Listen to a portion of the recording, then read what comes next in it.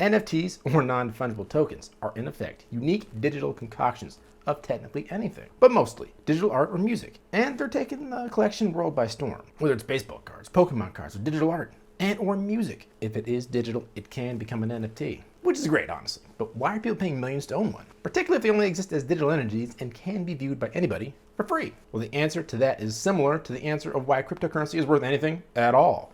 Because people say so, and because it's trendy. But is there any substance to this trend? As a matter of fact, just like cryptocurrency, the answer to that question is yes. And in this video, we'll break it all down. If you watch all the way to the end, you will not only learn what puts the fun in NFT, but you will also have a good idea of all the downside risks that could be incurred by purchasing these nifty digital tokens. So be sure to lovingly, tenderly, gently smash that like button for the YouTube algorithm, and let's get started. You're watching Finance Squared, and I'm your host, Derek West, and on this channel, we love all things personal finance, and that includes stocks, bonds, credit, real estate, cryptocurrency, and of course, its sexy, popular cousin, NFTs, or non-fungible tokens.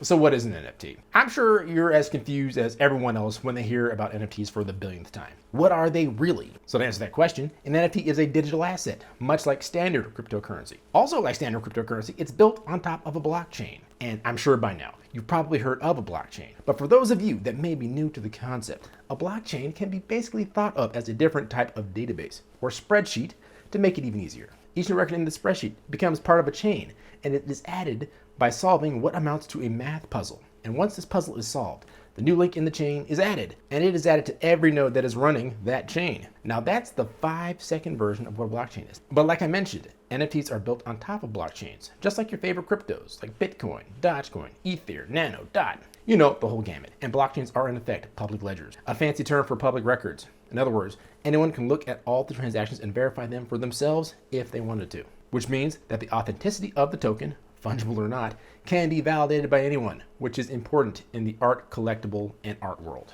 And what puts the fun in NFTs? Non-fungibility, of course. I'm sure we're all saying to ourselves, I of course know what fungibility means. You know, I used that word in a sentence just last week, as a matter of fact. Well, for those of us without the Rhodes Scholarship and who had to Google that word to make a YouTube video, fungible is a reference to the uniqueness of an object. For example, reprints of a famous art piece are not unique. They are simply copies of the original works of art. Those copies of the original works of art are fungible. The original work of art is non-fungible. Another popular example floating around on the interwebs would be baseball cards, or even more popular with millennial and Gen Z types would be Pokemon or Digimon cards. Limited editions, one-of-a-kind cards of either would be non-fungible. Copies of them would be fungible. Clear as mud? Yeah. It can be a confusing topic, but another way of thinking of it would be fungible tokens consist of cryptocurrencies like Bitcoin, Ethereum, and even traditional currencies like the US dollar or the euro. And non-fungible tokens are their unique counterpart assets that do not have a one-to-one value with other NFTs. So to hopefully make it a little bit more clear, one Bitcoin is the same as another Bitcoin. They're both worth over $60,000 or whatever obscene level Bitcoin is trading at today. The same with a single dollar. $1 is worth $1. So is every other dollar in circulation. The value that an NFT has is based on how well received the item is by the people who are willing to buy it. Like any kind of collectible, you know, like a stamp or an ancient coin. In those examples, there's a limited number of them ever made. They will never be issued again, and thus they have an intrinsic value, you know, the rarity of them. And the fewer there are of these items, the more exclusive they become, driving up their value, more than likely. And admittedly, it's still a little bit confusing, but what should be clear, if you hear Nintendo is creating limited edition Pokemon NFTs, do yourself a favor and buy as much stock of Nintendo as your bank account allows.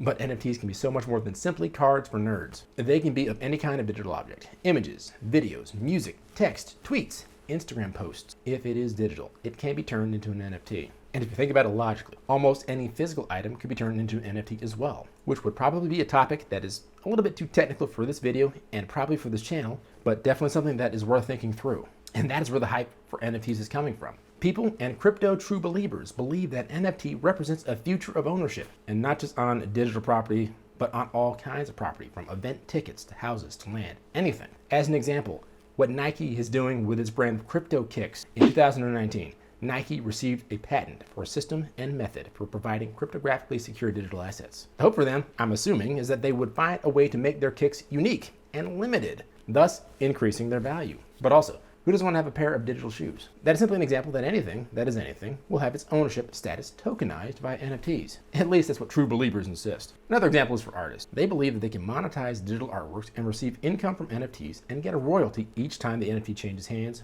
after a digital sale. And can we blame them? There have recently been art pieces that have sold for over $69 million, and several pieces that have sold for millions and hundreds of thousands of dollars, all NFT based. And all the technology backing NFTs has been built on top of smart contracts that power the blockchain. In most cases, the Ethereum blockchain. But as I'm sure you know, it's not all roses and sunshine. There are downsides to NFTs. Now, cryptocurrencies, like a lot of things, require energy to work. A lot of energy, if you think about it. Like I was saying earlier, NFTs are built on top of the blockchain. And depending on the blockchain, they can be very energy intensive, particularly when it comes to validating transactions. The pollution generated in the validation of all cryptocurrencies has been compared to the pollution output from countries like Sweden. And obviously, if none of those transactions were occurring, none of that pollution would be emitted. But when a transaction occurs on certain blockchains, like the kind that underpin Bitcoin and Ethereum being the blockchain that is associated with most, but not all, NFTs, that transaction is validated by solving a math puzzle. The harder that math puzzle, the more energy it takes to solve.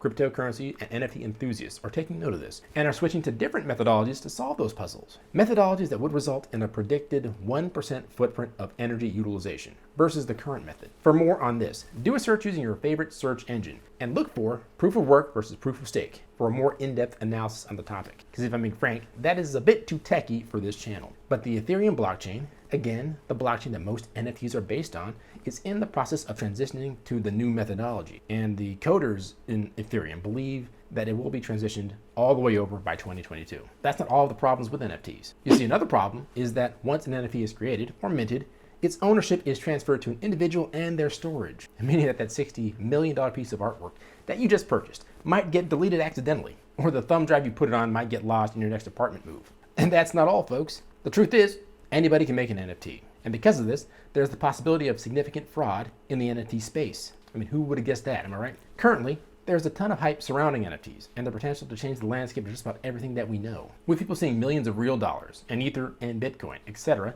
changing hands, there is a hype machine that is being built and likely is leading to an NFT bubble of sorts. The problem is, similar to the start of the dot-com boom, literally anybody can create an NFT. And because of this, there may be an overwhelming temptation for fraudsters to trick someone who thinks they are getting the genuine article into purchasing an imitation of said genuine article that is simply created and sold by some random dude on the internet who copied that genuine random article. This could include copyrighted material that is merely stolen and co-opted for use by an illicit fraudster and minted and made out to be the original work of art. Another risk to consider is that since anyone can create an NFT, the scarcity of the piece of artwork will not necessarily guarantee its value. It'd be different if only, let's say, 5 people in the entire universe could create NFTs. But the truth is, you, me, anybody can create an NFT. So even if it is truly unique, that doesn't necessarily make it truly valuable. Sort of like how every snowflake is unique and beautiful. But because there are trillions of them falling on the earth every year, they're literally worth nothing.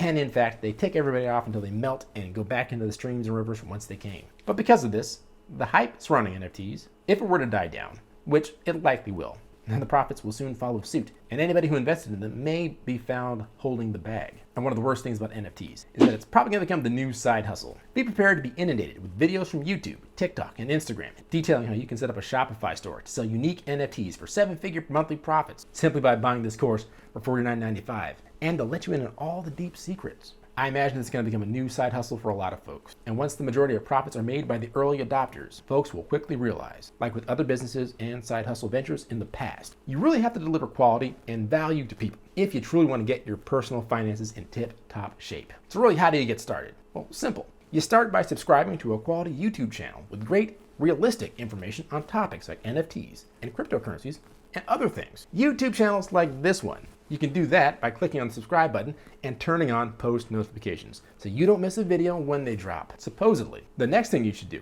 is take action on your goals, because you see, a goal without a plan is a wish, and a goal with a plan and no action is a wish list. So don't just watch YouTube, TikTok, and Instagram videos on NFTs. Take action on what you learn and then live and learn some more.